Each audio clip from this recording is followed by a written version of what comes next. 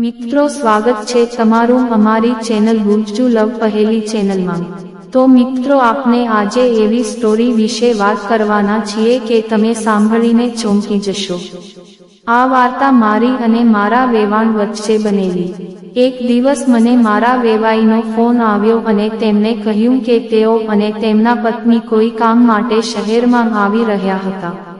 આ સમાચાર સાંભળીને મારી માતા ખૂબ જ ખુશ થઈ, પણ હું ફક્ત મારી વેવાણ માટે ખુશ હતો। મેં તરત જ મારી વેવાણને મેસેજ કર્યો અને ત્યારથી ફક્ત દિલવાળો લોક આવ્યો। હું આનાથી ખુશ હતો।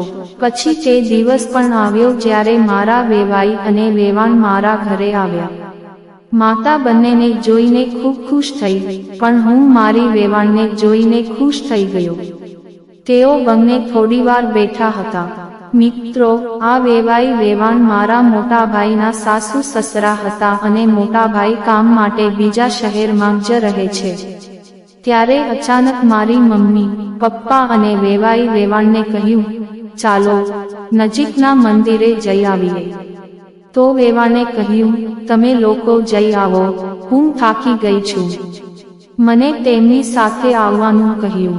મેં કહ્યું, તમે બધા જઈ આવો, મારે થોડું કામ છે। વેવાઈએ કહ્યું, ઠીક છે, તમારી વેવાણ પણ ત્યાં સુધીમાં ઘરે આરામ કરશે। પછી બધા ઘરની બહાર નીકળી ગયા। તેઓ જતાની સાથે જ વેવાણે કહ્યું, હું સ્નાન કરીશ। મેં તેની તરફ પ્રેમથી જોયું અને કહ્યું, ઠીક છે, ચાલો હું તમને વોશરૂમ બતાવું છું। અને તેમનો સામાન મારા રૂમમાં રાખવા ગયો। વેવાણ મારી પાછળ આવીને કહ્યું, મારે મારા બેગમાંથી કપડાં કાઢવા પડશે। મેં તરત જ ઘરનો મુખ્ય દરવાજો બંધ કરી દીધો। પછી મારા રૂમનો દરવાજો બંધ કરી દીધો, જેથી કોઈ આવે તો પણ અમને બંનેને સ્વસ્થ થવાની તક મળી। મેં મારી વેવાણને ગળે લગાવી અને મેં તરત જ જોયું। તેણીએ કહ્યું, મેં તમને મળવાની આશામાં બધું તૈયાર કર્યું છે। આજે 2 વર્ષ પછી પણ વેવાણ સ્વર્ગમાંથી આવેલા દેવદૂત જેવી દેખાતી હતી। પછી તે નાહવા ગયા અને અમે બંને આમ જ વાતો કરતા રહ્યા જ્યાં સુધી બધા આવ્યા ત્યાં સુધી। થોડીવાર પછી તે લોકો પણ આવ્યા। પછી આખા પરિવાર સાથે રાત્રિ ભોજન કર્યું અને આવી ઘણી બધી વાતો બની। પછી વેવાઈએ મને કહ્યું કે તેમને મારે એક મિત્રને વ્યવસાયના સંબંધમાં મળવાનું છે। તમે તમારી વેવાણને શહેરમાં લઈ જાઓ। મેં કહ્યું, ઠીક છે। મેં મારી માતાને પૂછ્યું તો તેમણે કહ્યું કે સાંજે સમાજના કાર્યક્રમ છે, હું ત્યાં જઈશ। તું તેમને ફરવા લઈ જા। મેં કહ્યું, ઠીક છે। હવે સાંજે હું અને તે બંને તૈયાર થઈને બહાર જવા લાગ્યા ત્યારે હું તેમને જોઈ રહ્યો। વેવાણે બ્લુ કલરની સાડી અને પિંક કલરનું બ્લાઉઝ પહેર્યું હતું। આજે પહેલીવાર મેં વેવાણને મસ્ત જોઈ। પછી અમે બંને ફરવા જવા લાગ્યા। આ પછી અમે બંને પ્રેમ વિશે વાતો કરતા રહ્યા। હું તેને શહેરમાં થોડી ફરવા લઈ ગયો। પછી મારું ફિલ્મ જોવાનું મન થયું, તેથી અમે બંને ફિલ્મ જોવા ગયા। ફિલ્મ ખૂબ બોગસ હતી, પણ તેમની સાથે ફિલ્મ જોવાનો અનુભવ ખૂબ સરસ હતો। મેં આખી ફિલ્મ દરમિયાન તેમના હાથ પકડી રાખ્યો અને તેમને પણ પોતાનો હાથ છોડવાનો પ્રયાસ કર્યો નહીં। ફિલ્મ પૂરી થયા પછી અમે બંને મોલમાં આવ્યા અને અમે થોડી ખરીદી કરી। તેમણે મને પૂછ્યું કે તેં શું ખરીદ્યું છે।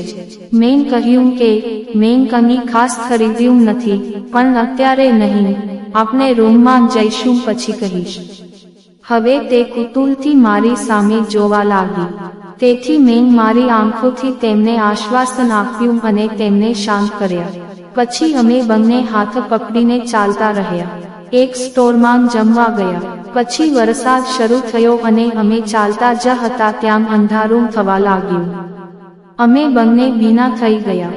અમે બંને ઘરથી દૂર હતા, તેથી મને લાગ્યું કે વરસાદમાં ઘરે પહોંચવું મુશ્કેલ બનશે। આ રાત પણ હતી। મેં તેમને સમજાવ્યા અને કહ્યું, આપણે નજીકમાં કોઈ જગ્યાએ બેસીને પછી ઘરે જઈએ। તે સમજી ગયા પણ ખચકાટ અનુભવતી હતી। મેં કહ્યું કે આપણે વરસાદ બંધ થાય એટલે ઘરે જઈએ કારણ કે અમને આવવાનું કોઈ સાધન નથી મળી રહ્યું.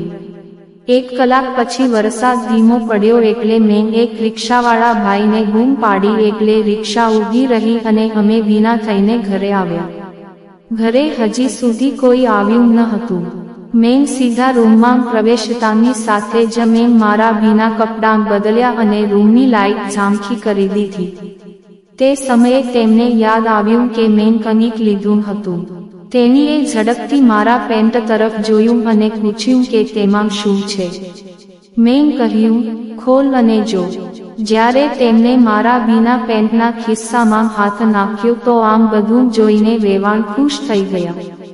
હવે મેં તેમને કહ્યું, હવે તમે અંદર જાઓ અને કપડાં બદલો.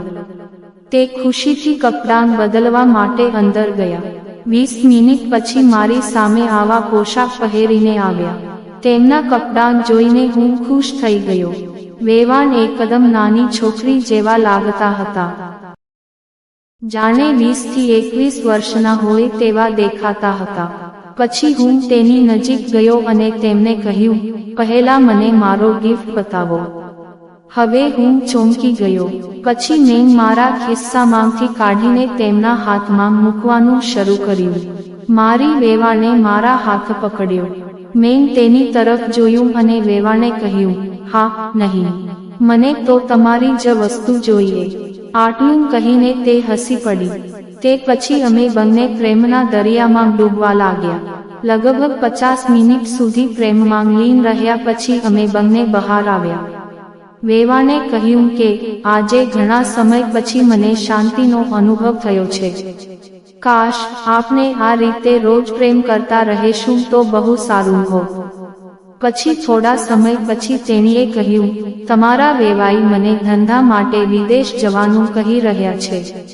વેવાણનું વિદેશ જવાનું સાંભળીને મને થોડું ખરાબ લાગ્યું, પણ મને જે કહ્યું તે મેં માની લીધું. સવારે અમે બંને નીચે આવ્યા ત્યાં વેવાઈએ પણ મને વિદેશ જવા વિશે એવું જ કહ્યું. પછી થોડા દિવસ પછી તેમના જવાની વ્યવસ્થા કરવામાં આવી. પરંતુ તે પહેલા અમે બંને ખૂબ જ સારો સમય વિતાવ્યો હતો જેને વેવાણ તેના આખા જીવનમાં ક્યારેય ભૂલી શકશે નહીં. હવે વેવાઈ અને વેવાણ બંને વિદેશમાં રહે છે અને હું પણ પરણિત છું. પણ મને હંમેશા મારી વેવાણની યાદ આવે છે અને હું વિચારી રહ્યો છું કે હું તેમને ફરી ક્યારે મળીશ. મિત્રો, આજની વાર્તા વિશે તમારો શું અભિપ્રાય છે? મિત્રો, તમને આ વાર્તા કેવી લાગી? કોમેન્ટ કરીને જણાવો અને તમને આ વાર્તા ગમી હોય તો ગુજ્જુ લવ પહેલી ચેનલને સબસ્ક્રાઇબ કરો.